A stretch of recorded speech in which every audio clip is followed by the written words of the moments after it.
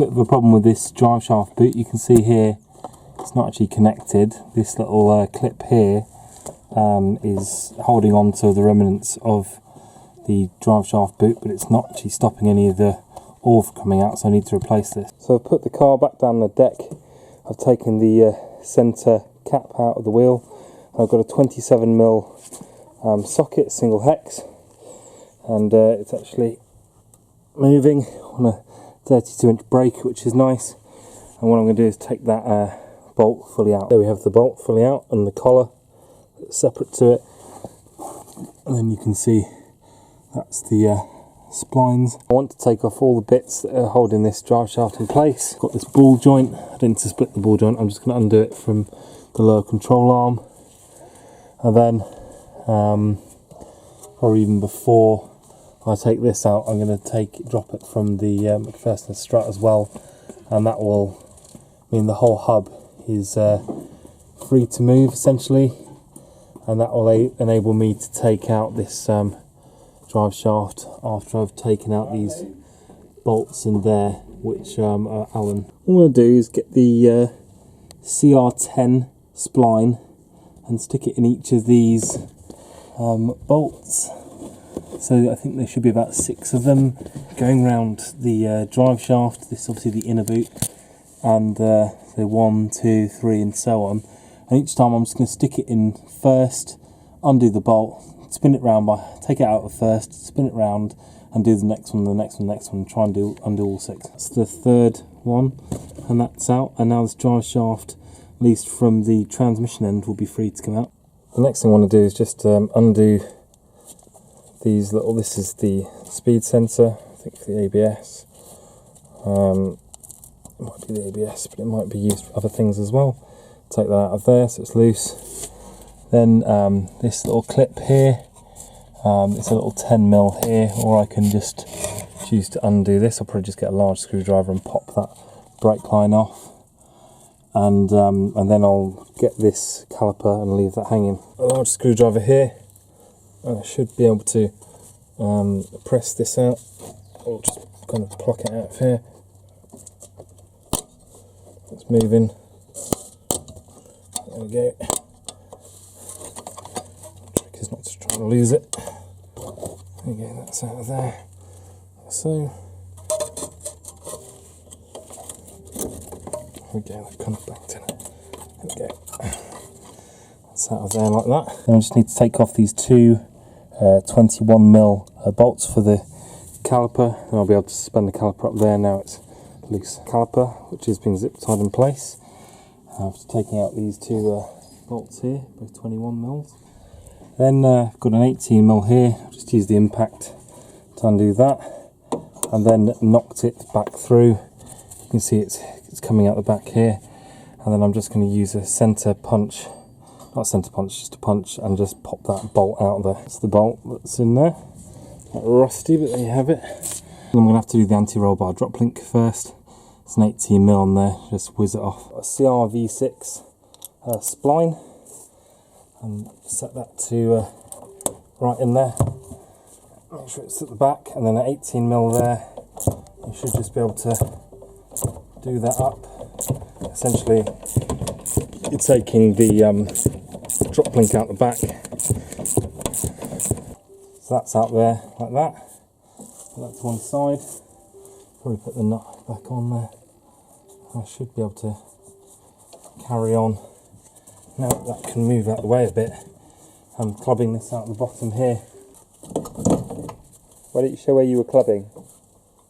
That you can see. But either way, that's out there like that now. And this drive shaft should be willing to come out a bit now. Nothing really holding this in. I'm just using the nut here. I'm planning on using the old nut again, and I'm just kind of clubbing the centre. If you look here, Andy, look, do you see I've got a gap here now? That's pushing this drive shaft back. It's going the way I want. The final bit I managed to get in with 2 pries or 1 really large screwdriver, and that is basically out of there, and we're out of there. So now it's just a matter of kind of getting the drive shaft out, like so. And I can really show you what I was talking about before. You see here, this rubber bit is on there, but it's split there. Split. So this is what's got to come out now. And I'm going to use like this. an MOT failure. It is a classic MOT failure. And I've got this JR boot kit, which I'm hoping is going to do the job for me. I'm going to quickly just take these out, take it to the bench. If you take these off, got some snips.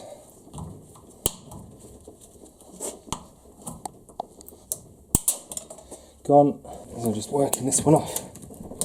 I'm not reusing this anyway, so. Jeez, come on. So yeah, usually.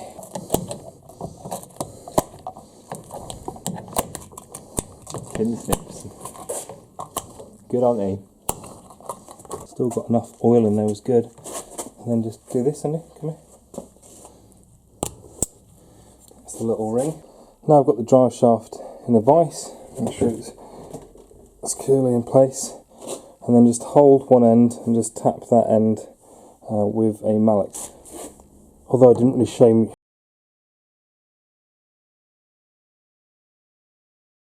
the setup, I've got the clip here. I've got these little collars in there. There's a little thin one and a chamfered going towards the drive shaft end. And I've got the boot. I'm just going to stick the drive shaft boot on top and hammer away down. First of all, obviously put the grease in there. I've got the bolt which I'm going to be hitting, so I don't want to damage the actual edge there, and also otherwise the grease would come out. So you see here it's on. If I just pull this back, see it's the whole way home. This is this little chamfered seal thing, the thin one there, like washer type thing, and the chamfer going in, like getting smaller if you like, towards the shaft there, and it's the whole way home. And once you're hitting here, you obviously have to get it firmly set on the vise, and you'll hear the sound change, and it'll obviously move a lot, and it'll bottom out. The other thing that I would say is to get the thing started, which was harder in this one than most for some reason. I just had to be very careful to make sure the spline was in a really good place, because it seemed like this little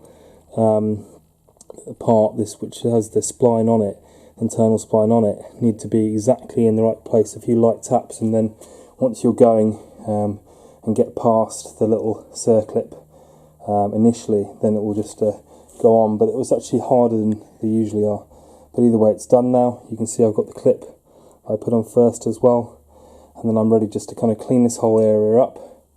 If I wanted to add any more grease in, then I could do that, which I might do, and then build the whole thing up. So first step is you obviously put both these bands on.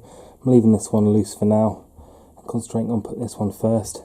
You hook it over these little these little ladder kind of frames there, just to the tightest section you can do with your hand. So if you get a little flat bladed screwdriver and first, that's about done, first lift it up a bit, and then you just get your pliers and pull it like that, and it should be good. I'll probably just tap this section down a bit, and that'll be done. Have it, it's a finished article. Alright, so just press there, see that it doesn't turn, which doesn't, and then just do the same again to this. I'll just put a little peak in there, and then I'll just basically squeeze it together with the pliers. The other one. So that's it. I can just basically clean all the excess oil that's inevitable to get everywhere off, and that is it. That's the drive shaft boot done. Just need to refit the drive shaft, and what I'm going to do is basically place it in first through here. I'm going to use the original hub nut, not this one that I've been given in the kit. I'm going to just reuse the old one, put some copper slip on it, and just feed it through, get that drive shaft in first, and then work to basically place everything else in. So you see I've got a jack here supporting this. I've also got some wood, so I'll probably just jack this up a bit, release the wood, and I can do what I like with it, and just get this drive shaft in. I've obviously pulled this hub off the Mac strut, and just push this in, and I'm going to wind that big shouldered bolt there into this side, and then obviously be careful where your anti-roll bar drop link is here. I'll just place it there for now, and then I'm just going to basically slide this up onto here. So I'll show you what that looks like. Here we have it. This hub nut is not tight, obviously, it's just loose in there. I've just got the start of this hub going on the max strut, and obviously you can see that drive shaft is just in there for now. And what I'm going to do now is raise this up and guide in the max strut. Here we go.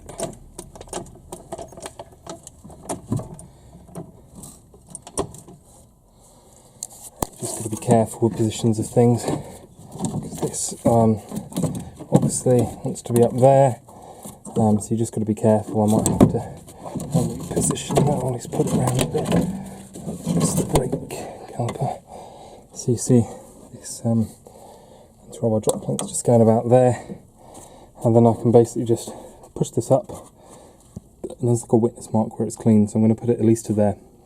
Put some copper slip in the inner face of this hub to aid it sliding up, and I'll just do that now. One really obvious point is this: there's a little central, I don't know what you call it, blade or something on the on this max strut, which needs to go between there.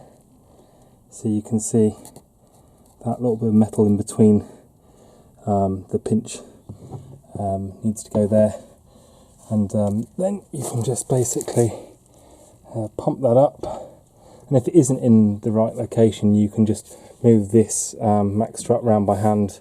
Just hold on to here and you can just swivel it, and basically, there we go, happen quickly, there we go, that's basically home. And then I can put this bolt in. I did actually order some more, but it hasn't come in time, which is annoying, but I'm going to replace them. Eventually you can see the threads are a bit gone on this, but the bit that's really important is the threads here, and that's still there. So just place that in now. Spline that side, and it's M14, and that's an 18mm socket.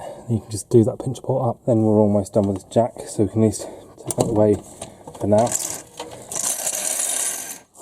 Then head in and do up these drive shaft bolts, so I'll get underneath first. Now with the drive shaft, these are the bolts and the kind of shackle things, they come in 2x2, and then this is what I'm going to use to do the whole thing up.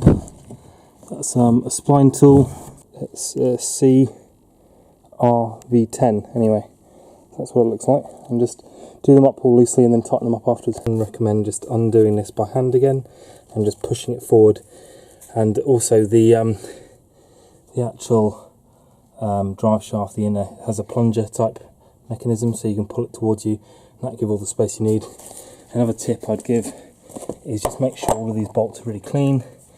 If they're not, just get some brake clean.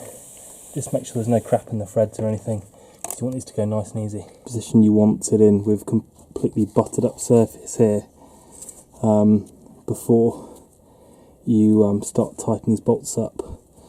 So I've just only got 2 in for now, just finger tight, and then I'm going to spin the axle round with the disc there, and then put the next 2 and the next 2, and just get it all finger tight, and just make sure there's no gap there before you start tightening things down. They're all threaded in. I can get to work on just tightening each one of them up, but I'm only going to do it very gradually, and just finger that in there. Can work better with 2 hands, but very gradually, and just slowly tighten these down. I'm going to do it up. I've got the 3/8 breaker bar extension, and what happens is you can do the one on the right, the one on the left. You turn it so the bolts are 60 degrees round and in the same position. Do it again, turn it round 60 degrees again, and do the last 2. So you're doing some kind of star pattern. And when you do that up each time, you have to be in first gear so this drive shaft doesn't spin. And when you turn it round, obviously you have to put it in neutral, so you're keeping on to jump up. You only have to do it, jump up twice and turn it round. So I've done those 2. Now I'm going to turn it round. So I see the next 2, and then put it first. Turn those 2 up, and I'm just turning it round, and I can see the next two now, and then put it in first.